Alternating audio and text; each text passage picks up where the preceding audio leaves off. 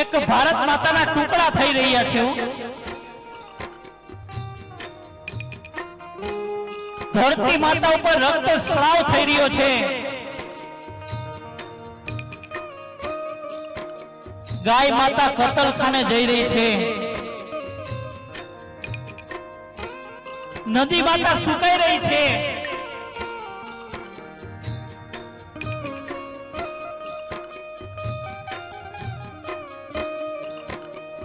અને ઘરની માતા વૃદ્ધાશ્રમ તરફ જઈ રહી છે।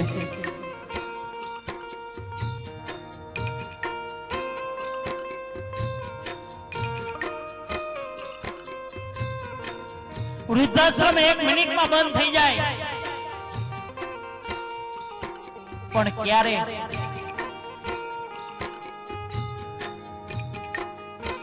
આ વૃદ્ધાશ્રમ ખુલ્લા નહીં તો આપણી કાયરતાની નિશાની છે બાપ।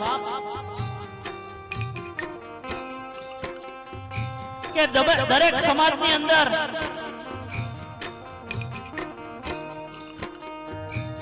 એક નવો કાયદો આવી જાય ને વડીલો, કે જે ઘરની અંદર આગળની પેઢી કે ગમે ત્યારે જેના મા બાપ વૃદ્ધાશ્રમ ગયા હોય, જે ઘરની અંદર વૃદ્ધ મા બાપ દુખી હોય, જે ઘરની અંદર વૃદ્ધાશ્રમ જોયું હોય ને એના ઘરની દીકરી લેવી નહીં ને એને દેવી નહીં।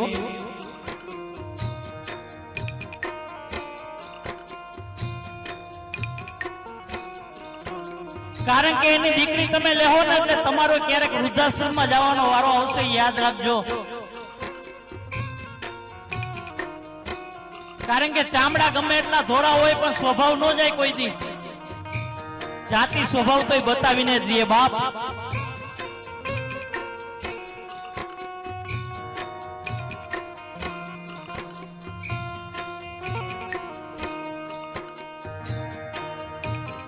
માતાઓ તમારા મા બાપને વૃદ્ધાશ્રમમાં મૂકવા જાય તમે હા પાડો ખરા?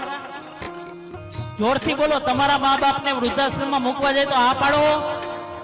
તમારા મા બાપને વૃદ્ધાશ્રમમાં મૂકવા જાય તો હા પાડો? તમારા સાસુ સસરાને વૃદ્ધાશ્રમમાં મૂકવા જાય તો? આયા તો સમજનો પરિવાર બેઠો એટલે ના પાડે હો। બાકી બીજા અમે પ્રોગ્રામ કરવા જાય ન્યાય બાયું કે હા મૂકી આવી, કારણ કે હા આમાં ભળવી દે બાપ।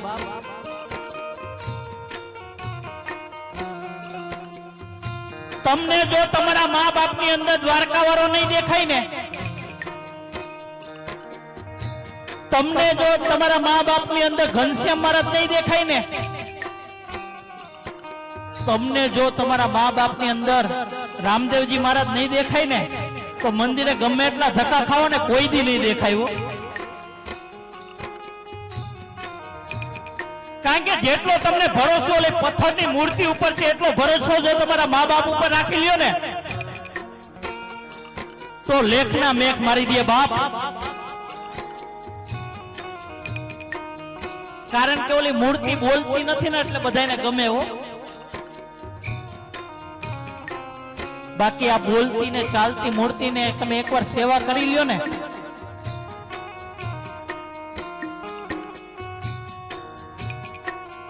હું ઘરેથી ગમે તે કામ કરવા નીકળું વડીલો, સવારે નીકળું ને એટલે મારા મા બાપને હું પગે લાગીને જ નીકળું છું। હાલના સમયની અંદર માતાઓ મંદિરે પૈકે ન લાગુ, મારા મા બાપને લાગી લઉં। કારણ કે આજે હું જે બોલું છું ને તમે સાંભળો છો ને, આજે મારી જે સફળતા છે ને એ હું ગર્વથી કહું છું, મારા મા બાપના આશીર્વાદ છે બાપ, એના આશીર્વાદ ફરી ગયા હો। બાકી જો તમે તમારા મા બાપને દુખી કરશો ને, તમે તમારા મા બાપને રડાવશો ને, તો તમારું ગમે એટલું દાન પુણ્ય કરેલું, ગમે એટલી જાત્રાઓ કરેલી, ગમે એટલી માળા કરશો ને બધું ફેલ થઈ જશે બાપ। એ આંસુઓમાં જોવાઈ જશે હો।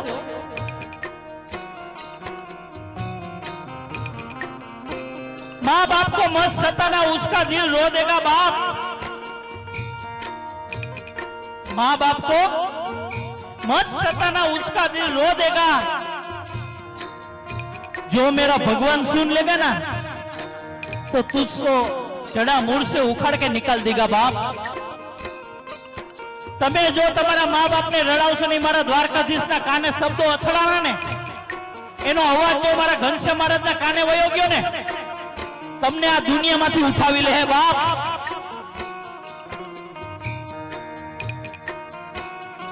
અને જેને જેને મા બાપની સેવા કરી લીધી ને એને મારો પુનિત મહારાજ શું કહે છે? ઓ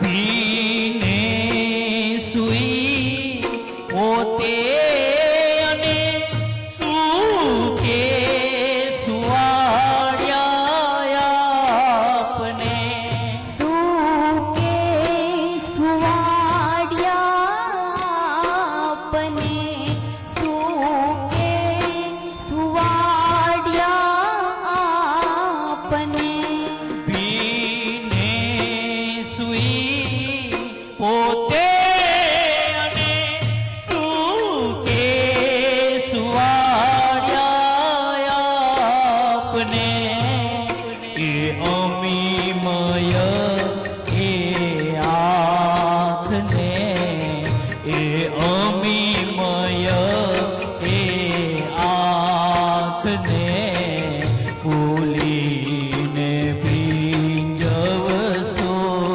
નહીં।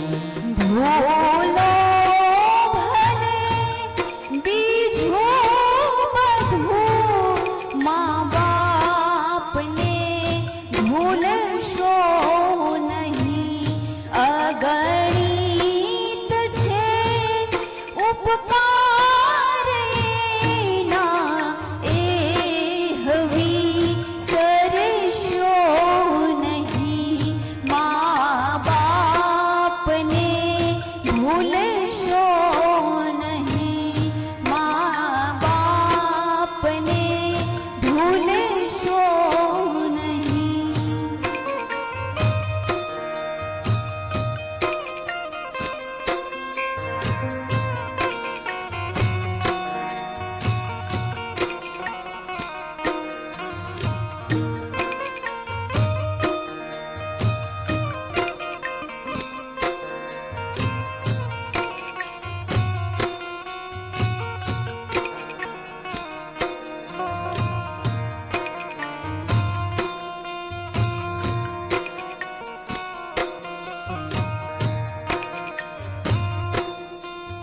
દીકરીને બાપ બહુ વાલો હોય।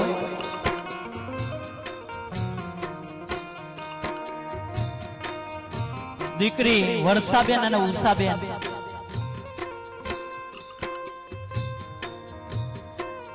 આ ડોબરિયા પરિવારને જેટલું બાલુ દાદા ગયા એનું દુઃખ નહીં થતું હશે, પણ ઓછું થતું હશે। પણ દીકરીને તો અંદરો અંદર એટલું દુઃખ થતું હોય ને, કારણ કે દીકરીને બાપ છે ને એ તો કાળજાનો કટકો હોય બાપ।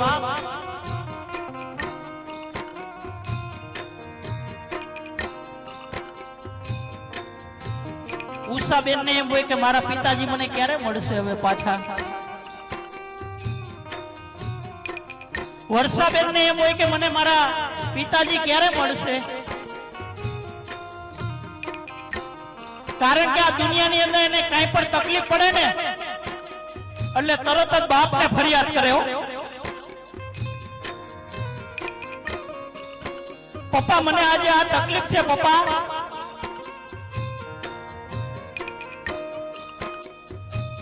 અને બાલુ દાદાની બંને દીકરીઓ કાળજાના કટકા હોય, કાંઈ પણ તકલીફ પડે ને કાળી રાતે ઉઘાડા પગે ધોઈડા જાય કે મારી દીકરીને કાંઈ તકલીફ ન પડવી જોઈએ બાપ। મારા કાળજા કેરા કટકાને કાંઈ તકલીફ ન પડવી જોઈએ।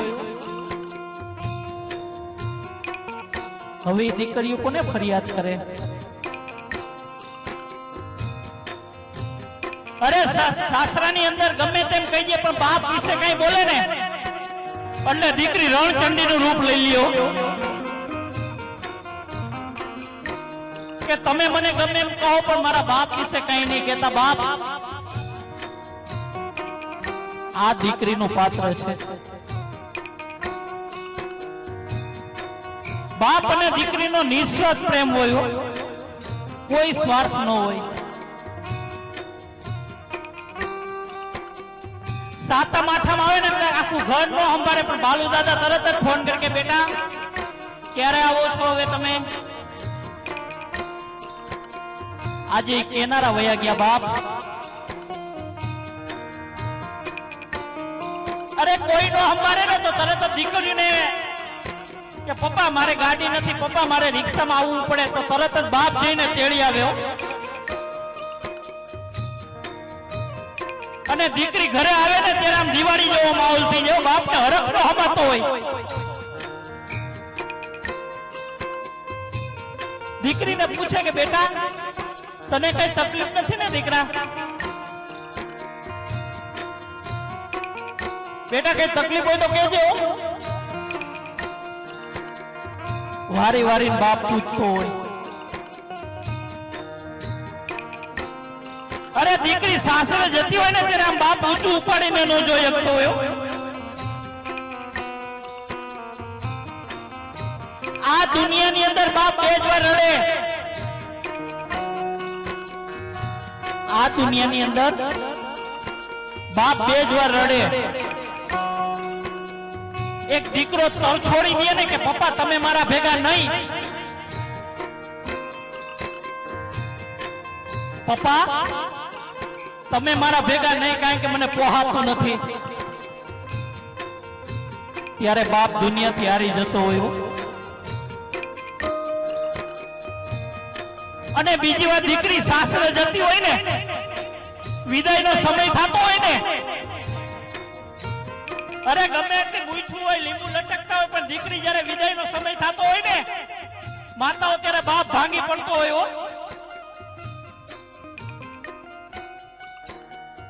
કારણ કે દીકરીની વિદાય ન થતી હોય, એના કાળજાના કટકાની વિદાય થતી હોય. પારકાના હાથમાં એને સોંપવાની હોય બાપ.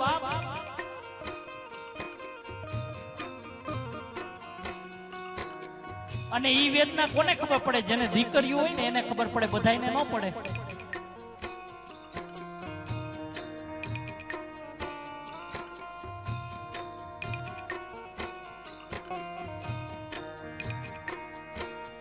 બાલુ દાદા એની દીકરી ઉષાબેન અને વર્ષાબેન ને કીધું બેટા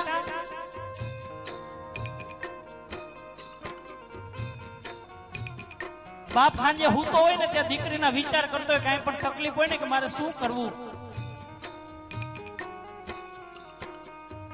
ઓશિકામાં આંસુડા પાડી લ્યો કે મારા કાળજાના કટકાને કઈક તકલીફ પડે. આખું ઘર એના બેડરૂમમાં જઈને હુઈ ગયું હોય, બાપને હક ન થાય. ફફડાથી મારતી હોય બાપ.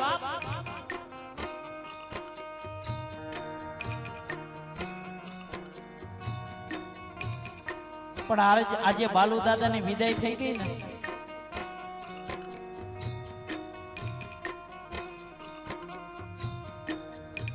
બાલુ દાદા એની દીકરીઓને એક જ સલાહ આપી કે બેટા મેં તને જે નીચ સંસ્કાર આપ્યા છે ને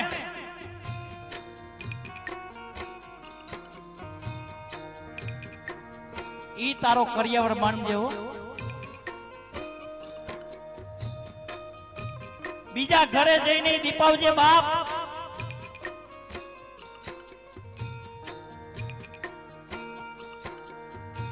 અરે બાપ માંદો પડે ને એટલે એક ફોન દીકરાને કરજો ને એક ફોન દીકરીને કરજો,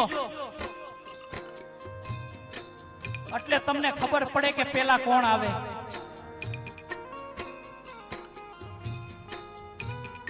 દીકરો બાજુમાં રહેતો હોય ને તોય મોડો આવે.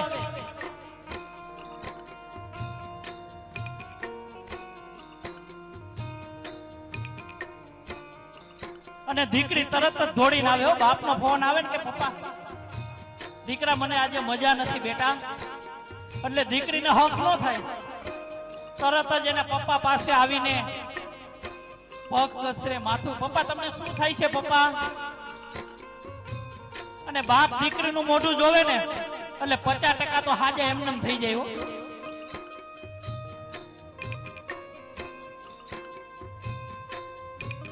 આ દીકરી કોઈ દી કોઈની થઈ નથી અને થાશે પણ નહીં. કારણ કે નાની હોય ને ત્યારે માં ઠપકા દે કે તારે બારકી ઘરે જવાનું છે, કઈક કામ શીખ, તારે અહીંયા કાયમ નથી રહેવાનું, કઈક કામ શીખ. ત્યાં હારો તારો બાપ નહીં થાય, હાહુ તારી માં નહીં થાય. બિચારી ઠપકા ખાતી ખાતી 20 વર્ષની થાય હો. એના બાપનું ઘરે પોતાનું ન થાય. તમે જુઓ તો ખરા કેટલું ત્યાગની મૂર્તિ છે બાપ. જ્યાં રમતી હોય પપ્પા સામે લાડ લડાવતી હોય ને એ દીકરીને બાપનું ઘરે પોતાનું ન થાય. 20 વર્ષની થાય એટલે તરત જ એને વિદાય આપી દેવામાં આવે બાપ.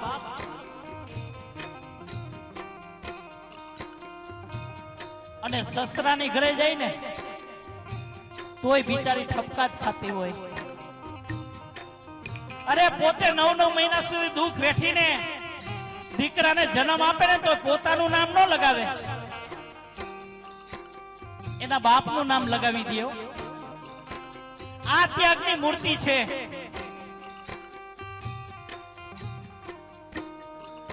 અરે ન્યા હાહુ ગમે એટલા મેણા ટોણા મારે ને દીકરી ઉકારો નો કરે. જેમ બાપની ઘરે આવે ને તો એમ કે નહીં કે મને આમ કે છે, કોઈ દી નો કે સહન કરી લે. અને હાહુ માતાઓ મેણા નો મારે ને તેને હાહુ નો કહેવાય.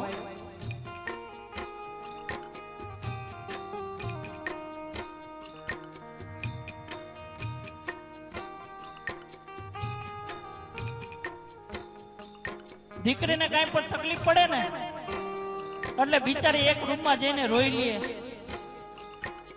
કારણ કે ન્યાય એકલી જ હોય, બાકી બધા જ પારકા હોય.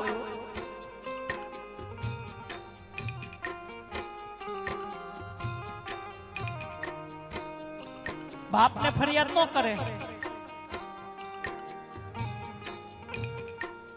એટલે બાલુ દાદા ગયા ને જેટલું તમને દુઃખ થાય છે ને એ તો બમણું આ દીકરીઓને દુઃખ થતું હશે કે મારા પિતાજી મને ક્યારે મળશે.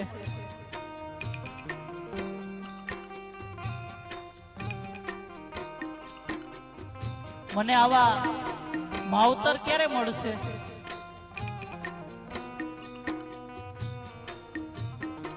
પણ બાલુ દાદા એમ કે છે કે દીકરી તને જ્યાં તકલીફ પડે ને બેટા, તને જ્યાં તકલીફ પડે ને ત્યાં તું મને યાદ કરજે.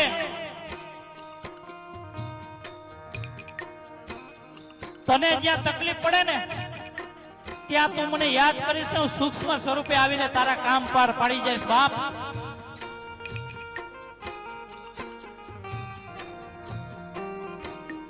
કારણ કે દીકરી પ્રત્યે બાપ ક્યારેય સ્વધામ જતા જ નથી. એની દીકરીના દિલમાં કાયમ માટે જીવિત રહે છે.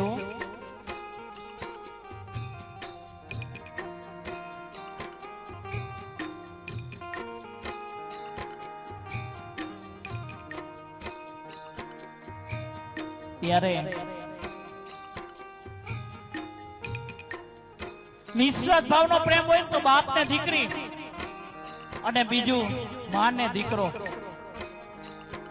બાકી બધે સ્વાર્થની સુગંધ આવે છે બાપ. ત્યારે મારો પુનિત મારા શું કે છે,